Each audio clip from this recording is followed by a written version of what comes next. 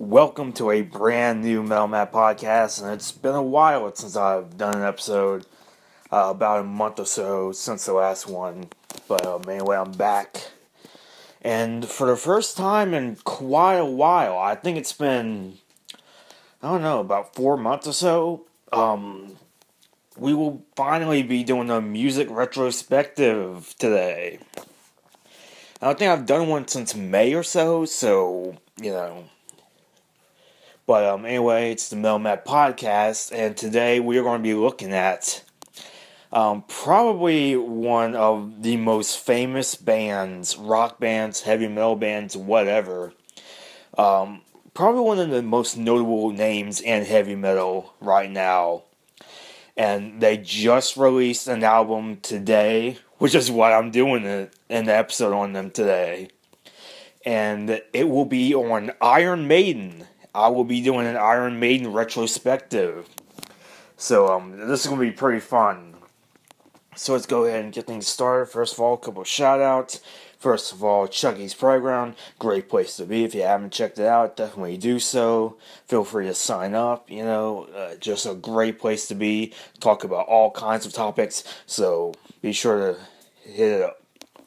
And Movie Mayhem with Spanky and G. If you haven't checked that out, check it out. Great podcast and very entertaining. They talk about all kinds of movies. It's just it's really enjoyable to listen to. So be sure to check that out as well. And so now it's time to take a look at Iron Maiden. And the way I got into Iron Maiden.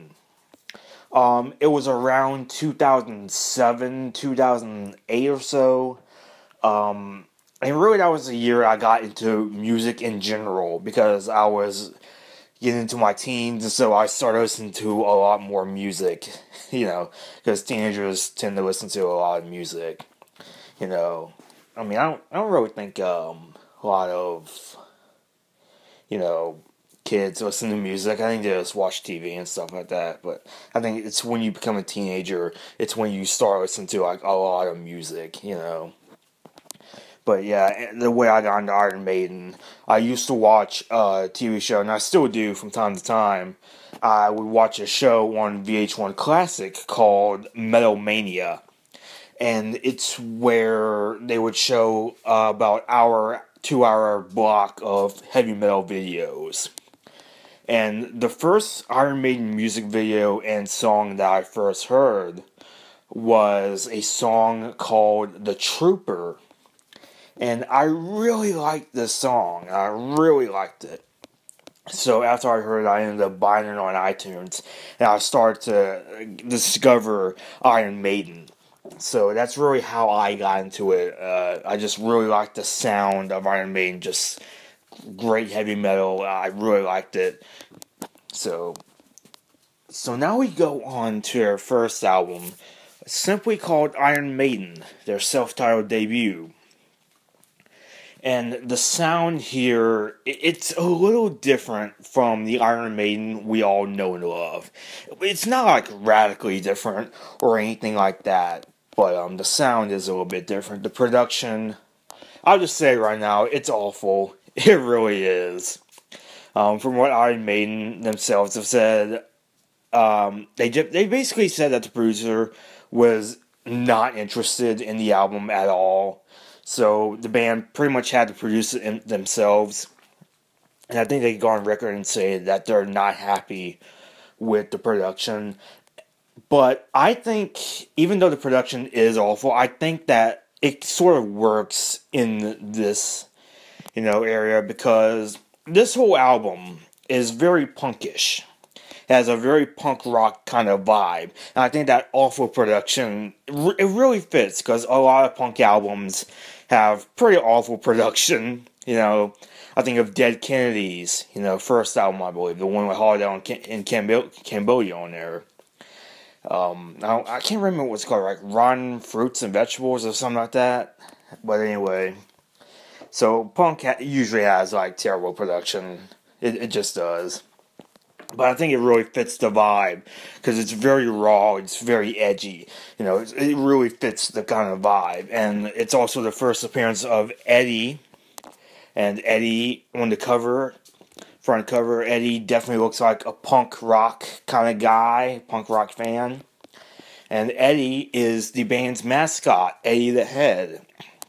And he's been on every single Iron Maiden album in one form or another. And I think that's one thing that really kind of separates Iron Maiden from the rest of the crowd. The fact that they really have a mascot. And while other bands, have mascots like Megadeth has Vic Rattlehead and Motorhead has Snaggletooth, it really just goes to show just how important Eddie is to Iron Maiden, because he appears in pretty much every promotion with stuff that they do, albums, singles, t-shirts, what have you. He's pretty much the face of the band in some ways. And as far as the songs going here, very punk rockish, and they also had a different lineup at this time. It wasn't always Bruce Dickinson as the singer. For the first couple of albums, we have Paul Di'Anno on vocals. His vocals, they do fit the style of music that they do for the couple of albums. It really fits that raw, punkish kind of style. And the opening song, Prower, great opening track, gets you ready. It sets the tone for what's going to come. Just a great opening track. And Remember Tomorrow is this sort of calm, kind of song, kind of slow in some ways.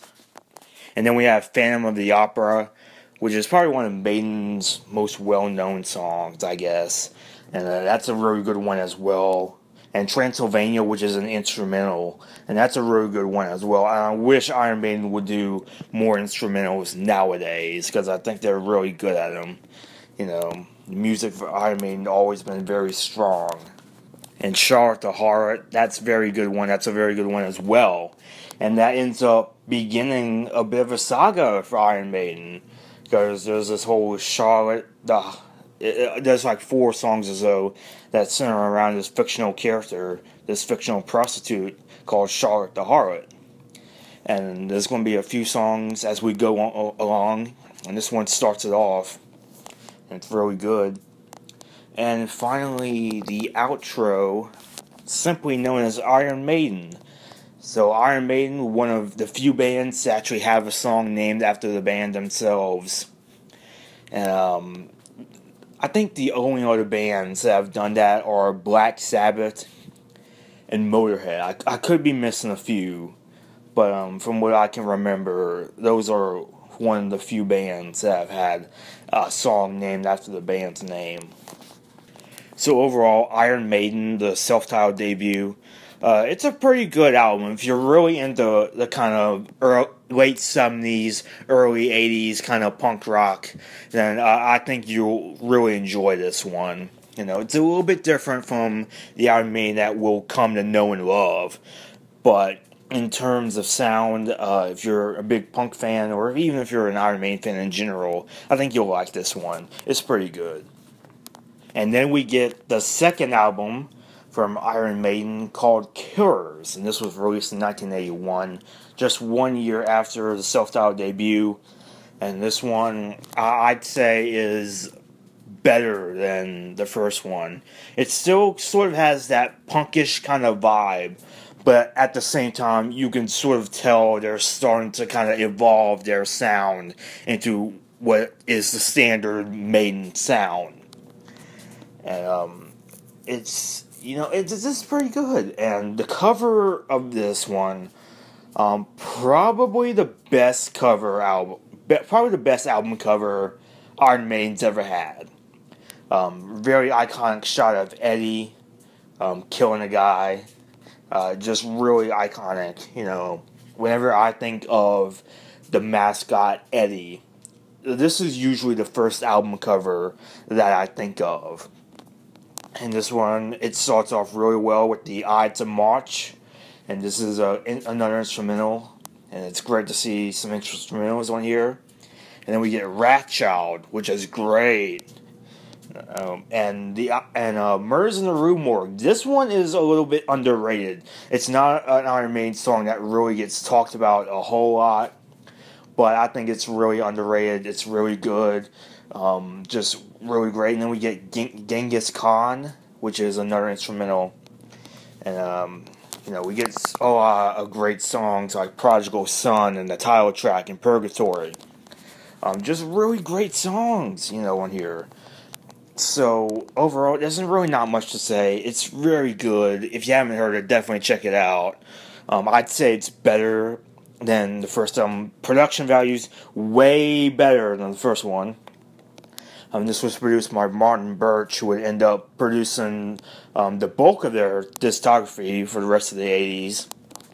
Really good production, good songwriting. Just a really good album. And then we get to what could very well be Iron Maiden's magnum opus, what could very well be their best album. And that's Number of the Beast. And this one, we also get a big lineup change, a very important lineup change. Paul Di'Anno was fired prior to this because his alcohol abuse, cocaine abuse, etc. It was spinning out of control, so they ended up firing him. And they ended up getting the air raid siren, Bruce Dickinson, as the replacement. And in terms of replacement singers, Bruce Dickinson could very well be the best replacement singer ever. And really the thing with Bruce Dickinson is he doesn't sound like a replacement. He really doesn't. He really brings his own style to, Iron Maiden. And he really makes that band. And he really helps the band become what it becomes in the 80s. And the opening track, Invaders, it starts off very nicely and it sort of becomes what sort of sets the tone for what's about to come. And a few tracks later we get The Prisoner, and it starts off with an opening sample of The Prisoner TV show, which was this really old TV show that aired back in the 60s. And that's a really good song as well. And 22 Acacia Avenue. This is the second song in the Charlotte the Harlot saga, or as I like to call it, simply the Charlotte saga. And this one, it's as Charlotte, still doing her ways, but it ends up that's a certain someone, pack your bags, you're coming with me. So, a certain someone takes Charlotte for a ride. Who is this mysterious man? I don't think it really states exactly who it is, but in the next Charlotte Saga song, we find out exactly who it is. So we're going to have to stay tuned for that one. This one, really good. Probably one of the best songs on here. Probably like the second best song on here, maybe. Or at least one of my favorite songs on here. And the bass in here, especially near the outro, is just really good. Guitar work is great as well. The breakdown near the end of the song is amazing, And the Number of the Beast, the title track, a little bit controversial because of its chorus, 666, the number of the beast. And a lot of people really thought that the band were Satanists because of that, even though, obviously not true. But, it's sort of this rising effect, the more you talk about it, even if it's negative, it's still going to be popular. Then we have Run to the Hills, obviously great track, probably one of Iron Maiden's best songs, one of the most famous songs. Next up we get Gangland, and the intro to this is amazing, great drum work by Clive Burr, who was the original Iron Maiden drummer. And just a great song all out. And then the outro, the ending track to this, and this is an epic. Hallowed be thy name. And this could very well be one of, if not the best Iron Maiden song. Definitely one of their most notable ones. And this sort of starts the trend of sort of like the closing album epics, I guess you could say. Just tells a really great story, great guitar work, great just great music, a great song all around. So overall, Number of the Beast, spectacular album. I'd make the argument it's probably the best Iron Maiden album of all time. Is it my favorite Iron Maiden album of all time? I wouldn't say it's my all-time favorite, but it's right up there, like maybe top 3 easily. If you haven't heard this, check it out. Like, just a great, awesome album. Pretty much nearly every song on here is spectacular. So definitely check it out. And then we have Peace of Mind. This came out in 1983, 1 year after Number of the Beast, which came out in 1982. Yeah, this was back in the day when bands released albums every year. Which I kind of miss, but I understand why they don't do it as much anymore. But Peace of Mind, and we also have another lineup change. And the drummer Clive Burr ended up getting replaced. He was replaced by Nico McBrain. And this sort of sets the stage for the Iron Maiden lineup that is probably the best known. Bruce Dickinson, Adrian Smith, Nico McBrain, Steve Harris, and Dave Murray. And that's probably the best Iron Maiden lineup ever. Probably the most famous Maiden lineup.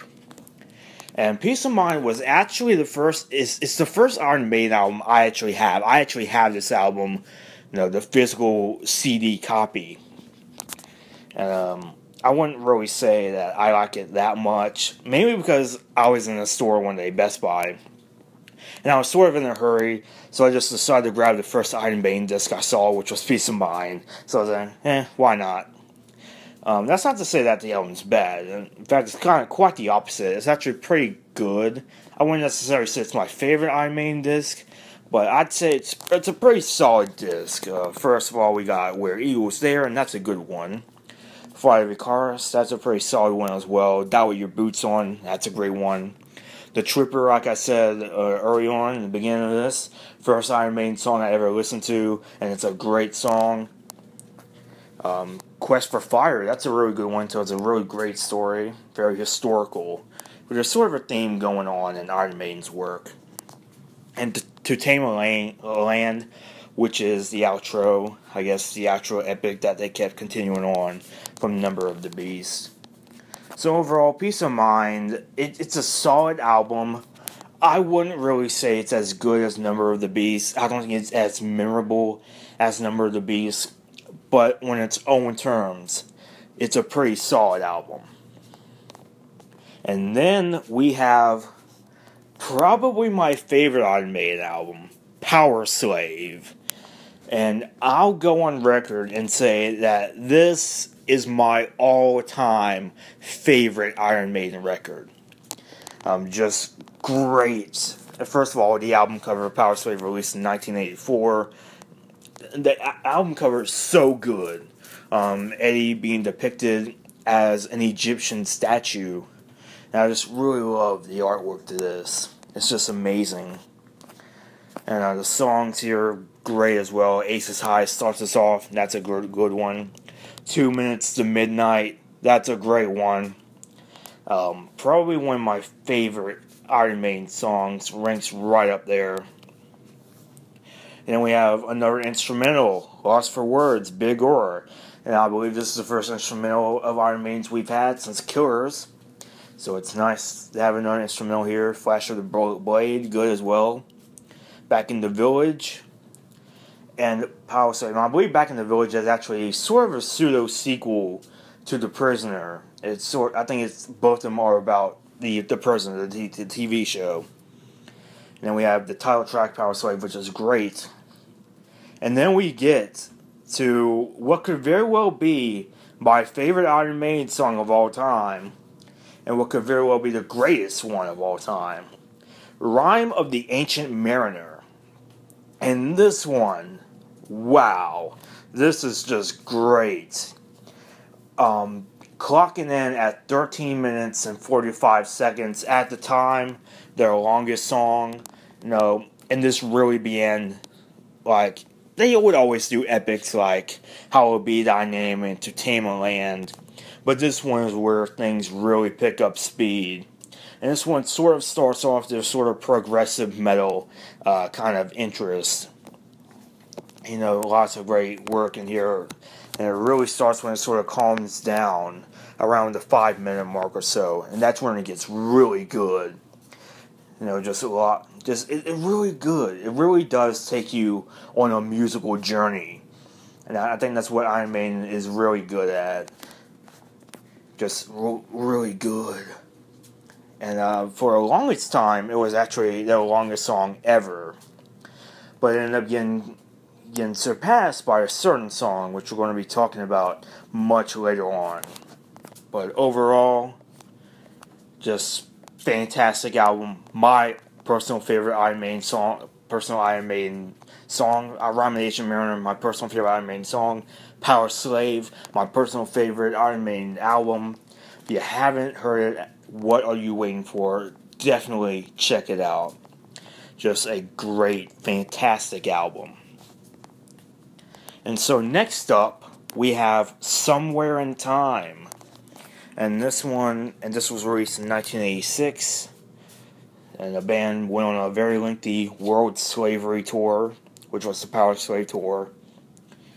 So, Somewhere in Time, the album cover, great. Continuing that trend of fantastic album covers.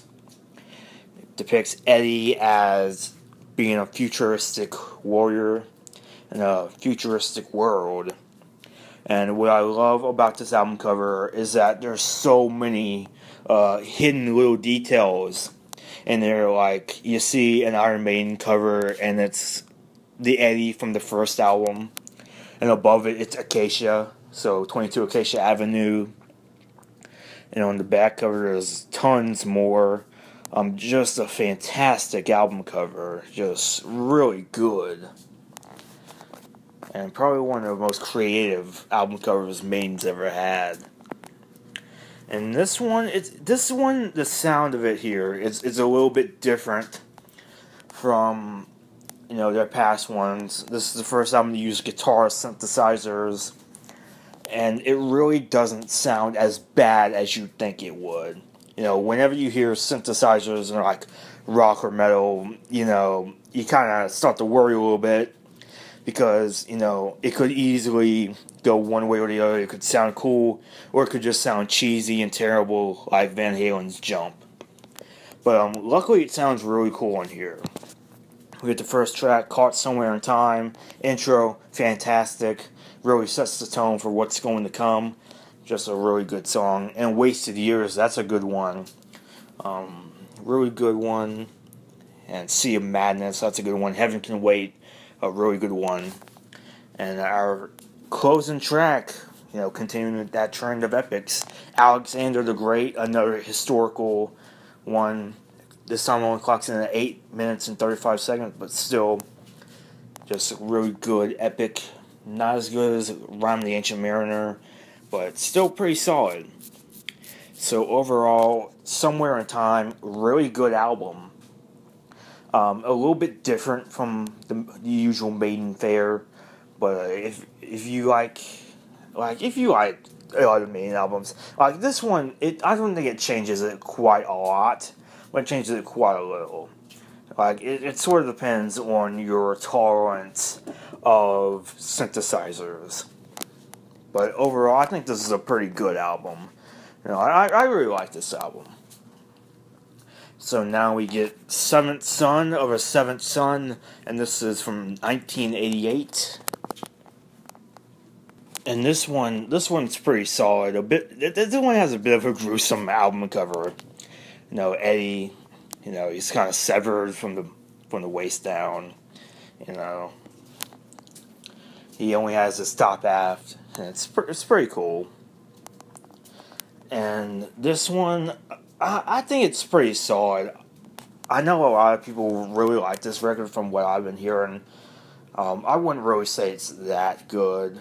It definitely has its moments, but I wasn't too big on this one. Particularly the track Can I Play Madness. I never really cared for that one very much. But other songs like Infinite Dreams, that one's pretty good for the most part. It's really near the outro where I'm not a huge fan of it. Then The Evil That Men Do, that's really good as well. And Seventh Son of a Seventh Son, the title track, that's a really good one. That clocks in at 9 minutes and 52 seconds. And that's a good one as well. And The Clairvoyant, that's good. Only the Good Die Young, that's a great one as well. So overall, I think it's a solid album, and this really begins sort of progressive metal leaning that Iron Maiden would eventually go on to do. And overall, I think it's a solid album. Some songs have their moments. And now we have No Prayer for the Dying, and this came out in 1990. And this one is something that isn't really talked about that much. It's something that really, not really talked about a lot.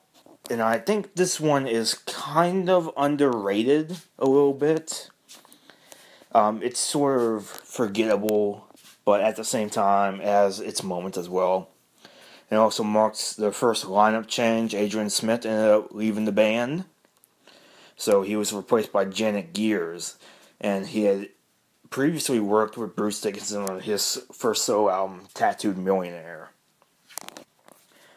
So, and this one, like I said, a bit forgettable, but it does have its moments. Holy Smoke, that's a really good one. Hooks in You. And this one, Hooks in You, it's sort of debatable whether this is a Charlotte Saga song or not. Because, it references 22 Acacia Avenue, but no one's really sure whether or not it should be counted. Personally, I don't think it should be counted. I don't count it because it's not really about Charlotte. It just has that little reference in there, and that's it. Whereas the other songs were about Charlotte, so I don't really count it. But regardless, it's a really great song. And Bring Your Daughter to the Slaughter. This one is really good as well. And trivia note, this one was originally recorded by Bruce Dickinson as a solo artist for the soundtrack to A Nightmare on Elm Street 5, The Dream Child. But Iron Maiden ended up re-recording it for this album. And this one is really good. Probably the best one on the album. Probably the best song on the album. And Mother Russia, which ends the album. Really good one as well. Good closing track. Overall, No Prayer for the Dying, it's okay. I wouldn't say it's anything great. I don't think you're really going to be missing out on anything if you don't listen to this album. But I think it's a tad bit underrated because there's some good guitar work on here. There's some good songs on here. But I can understand why it doesn't really get talked about as much. And then we have Fear of the Dark. And this one, for some reason, I see a lot of people not really liking this album much online. But personally, I really like this album. I really like this album. I thought it was so good. And this was the final album to feature Martin Birch producing. He ended up retiring after it was released. And then, unfortunately, this was also the final appearance of Bruce Dickinson for a while. Bruce Dickinson ended up leaving the band shortly afterwards. He ended up focusing on a solo career. And I kind of want to do a retrospective of Bruce Dickinson's solo career or on the show in the future. Because his solo career, it's really good. Especially Accident of Birth and The Chemical Wedding. Those two are awesome albums. But maybe in the future. This one I think is really good. Be Quick or Be Dead. That's a great opener. From Here to Eternity. This one is the third and so far final Charlotte Saga song. And we find out exactly who it was that took Charlotte away. And it's the Beast. Or Satan. Or whatever you want to call him. And it's the last appearance for a reason. It sort of implies that Charlotte ends up dying in a fateful motorcycle ride with the devil. And it's a real good one. Afraid to Shoot Strangers, that's about the Gulf War. Pretty good one as well, pretty solid. And Fear is the Key, an underrated track. I really like this one. Childhood's End is really good as well. Wasting Love, which is Iron Maiden's it's sort of Iron Maiden's first power ballad in a way. And I really like this one. The Fugitive is great as well. And Fear of the Dark, the final track on here, that's a really good one as well. Probably one of Iron Maiden's most famous songs as well. So, and I guess I can understand why people aren't really huge fans of this one, because it really does sort of, it kind of goes down in quality at near the end. Like, starting with track 8 or so, Chains of Misery, all the way to Weekend Warrior. I'm really not a fan of any of those, but Fear of the Dark really just kind of redeems it. So, I'm making it sound like everybody hates this album, no, I don't think so. Like, it's not like a Saint Anger kind of album where every fan is like, I hate this album. It's not like that. If anything, it's probably like mixed or so. But either way, I really like this album. I really do. I really like this album. So then we go to the next album, The X Factor, released in 1995. And Fear of the Dark was released in 1992. And No Prayer for the Dying, released in 1990. And The X Factor, released in 1995. And this was the first album to feature replacement singer Blaze Bayley. And I'll just say it right now, I am not a big fan of the Blaze Bayley era of Iron Maiden. I'm just not. Solo-wise, Blaze Bayley is actually really good. If you've heard any of his stuff with Blaze, or even with Wolfsbane, he's a really good singer. But, he just didn't fit Iron Maiden. He just didn't fit the sound. I don't know. Maybe I'm just so used to Bruce Dickinson as the singer. But, I don't know. He just didn't fit. He just didn't mesh well with the sound of Iron Maiden. With that being said, there are some tracks on this album that I do like. Lord of the Flies, it's a solid one as well. Sign the Cross, and that one actually starts us off. And this is the closest that it gets to a really long one. Clocks in at 11 minutes and 18 seconds. You'd think that this would be at the end of the album, but it ends up beginning the album. And, this one had a lot of potential, but it just doesn't live up to it. The song, it really just doesn't go anywhere. And the vocals are just meh. And Man on the Edge, that's okay. Fortunes of War, that's my favorite song off this album. I think Fortunes of War is a very good one. Other than that, there's really nothing on the album that's really that good. Maybe a decent one here or there, but meh. Like I said, not a big fan of the Blaze Bayley era. So the X Factor, not really a huge fan of. I'm just not a huge fan of it. So now we get to Virtual 11. This was released in 1998. And I'll just go ahead and say this is probably my least favorite Iron Maiden album. I just didn't think it was very interesting. Future Real, I will give it some credit. Future Real starts off the album great. Really packs it in. Really good opening track. Sort of sets the tone, kind of, sort of. But by the second one, The Angel and the Gambler. At first, you think it's going to be a pretty good song, and for the most part, it kind of is. It's a solid song.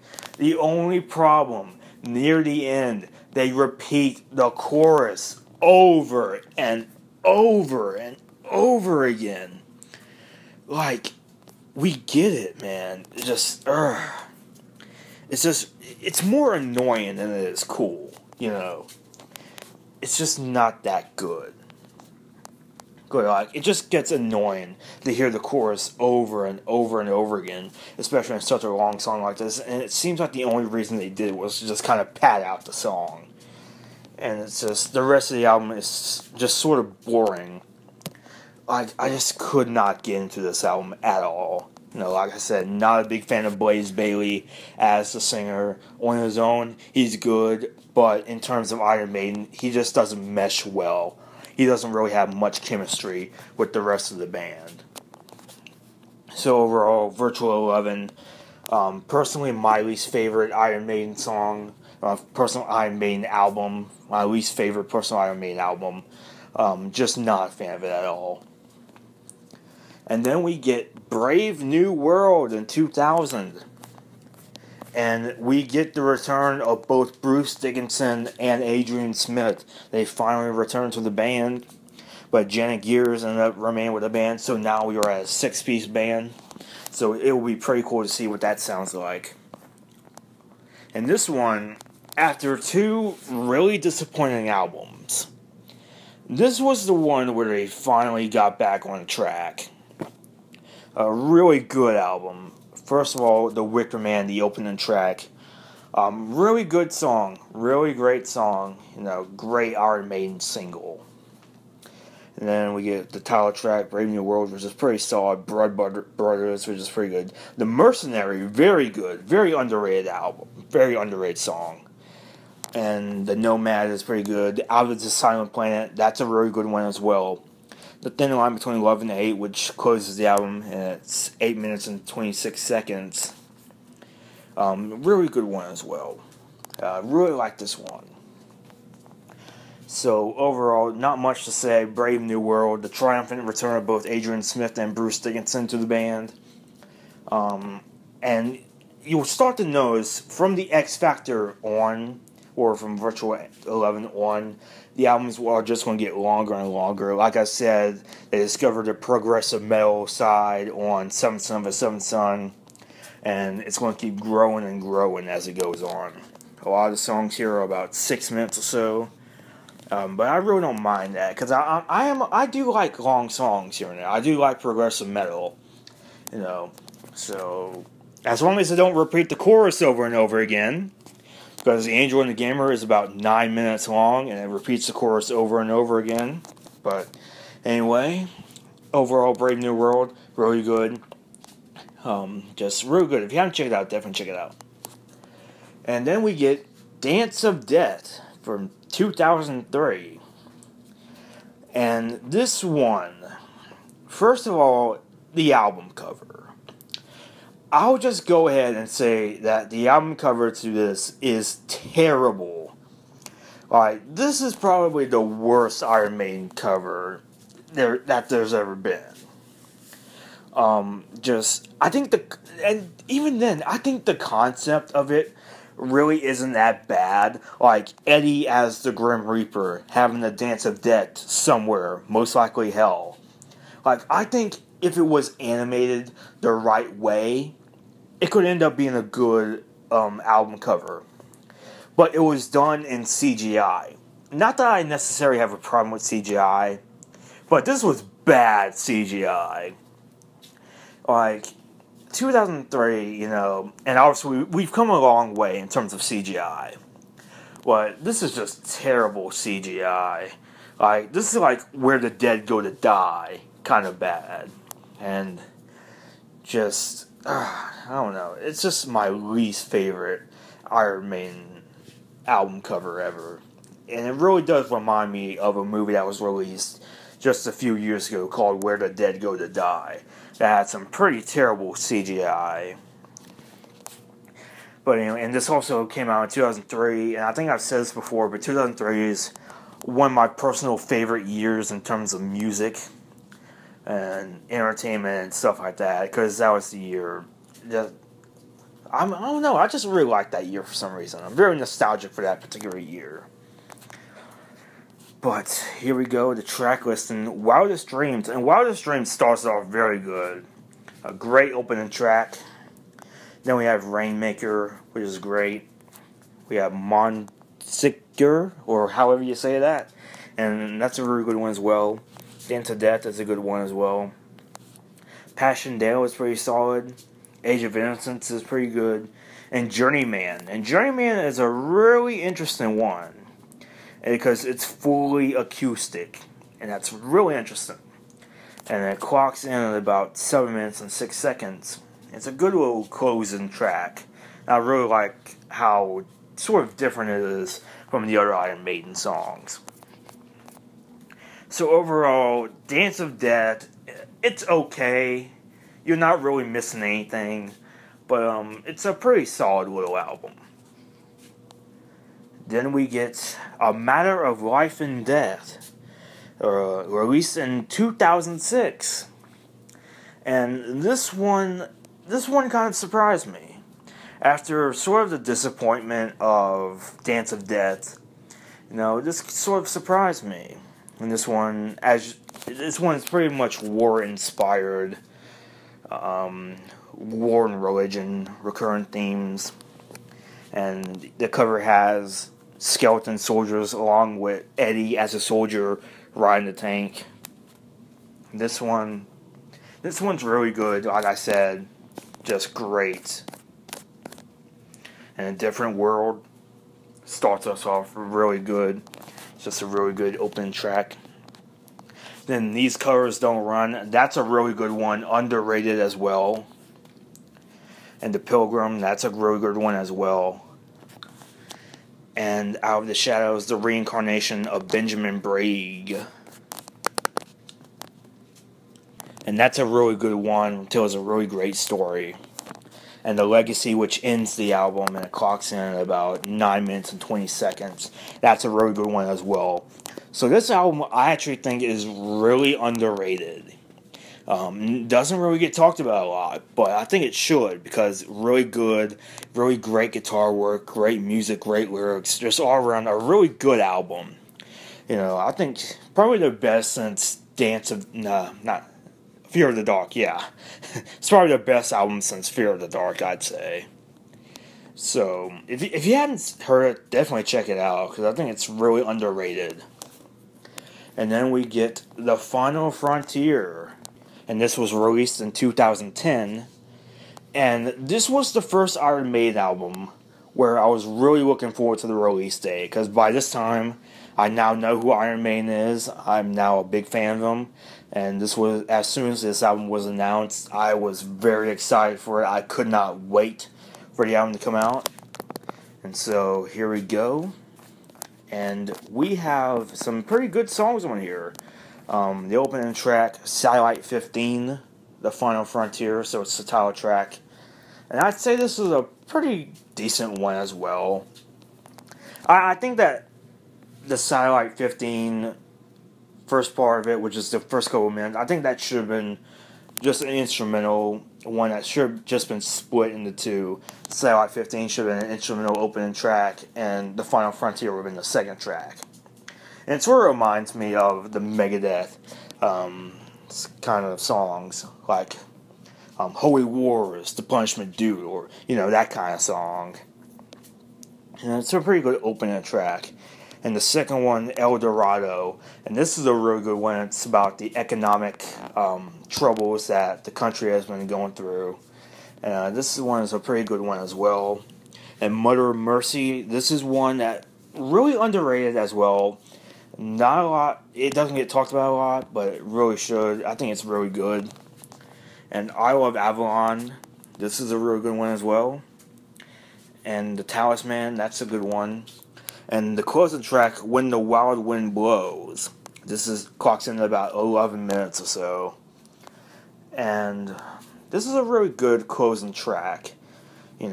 Tries to be like an epic Maiden closing track, and for the most part, that's what it does. It's pretty solid.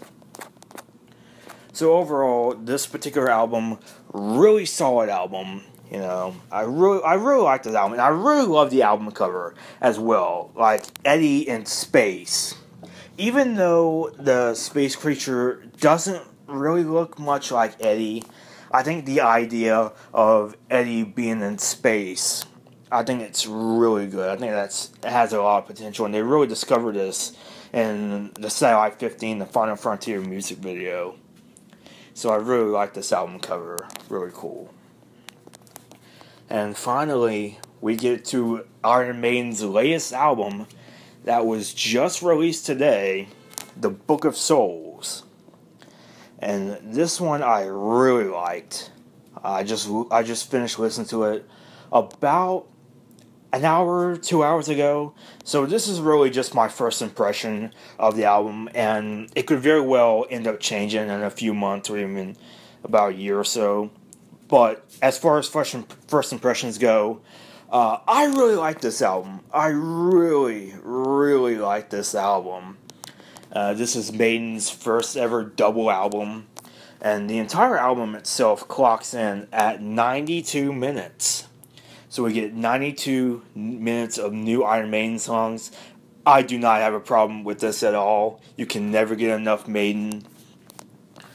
So this one's really good. If Eternity Should Fail is a really good opening track, sets the tone for everything that's about to go down.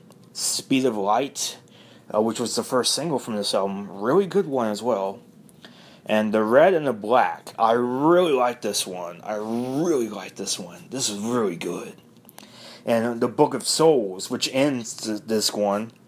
And this one's really good as well. It begins with an acoustic couple of minutes, and I really like the sound of this one. This was just so great. And Death or Glory began disc 2, and this was a good one as well. Shadows of the Valley, that was a really great one as well. But the MVP of this album, my personal favorite song on this album, is Empire of the Clouds. And this is the closing Maiden track. And this one clocks in at 18 minutes and 1 second. So this is the song I was talking about during the Powerslave section, where I said that for the longest time, Rom the Ancient Mariner was Maiden's longest song until later on. This is the later on I was talking about. This is now officially Maiden's longest song, at least until the next album, because you never know. But Empire of the Clouds, wow. Just an amazing song. Like, it just begins with piano and, strings, and at first you don't know what you're kind of listening to, because it's so different from anything Iron Maiden's ever done before. But at the same time, that's why it's so great, because Iron Maiden sort of experimented, with this kind of sound, and it still fits their sound, and throughout the entire song, it just goes, from one to another, one sound to another. Iron Maiden basically touch every tempo, that they ever done. Slow, mid-tempo, fast pace, just really good song. This one is just worth it for the entire album. And this is probably has rocketed up there in terms of my favorite Iron Maiden songs. Like, this is right up there with Rom and the Ancient Mariner. Because both of them are just epic songs. And it's just really good. It's just so good. So if you haven't listened to it, definitely check it out. Because it's just a great, epic song. Really think they outdone themselves in terms of the epic progressive metal songs. So overall, The Book of Souls, I'd say it's probably their best album since A Matter of Life and Death. I think they really outdid themselves with this one here. It's really good. Again, first impression. So in my opinion, it could easily change, in a few months. But as far as first impressions go, I really like this album. I really liked it. So I'd say definitely check it out. So that's all for the Iron Maiden retrospective, and overall my thoughts on Iron Maiden. While they've had a few slippery slopes here and there, they've had some up and downs, for the most part it's been up. It's just been great. They've done consistent, great music overall. My favorite Iron Maiden album is Powerslave, and like their 80s stuff, their heyday, that's great as well. Some of the more recent stuff, awesome as well. So it's just great. So that's all for the Mailman Podcast, and I'll see you all next time.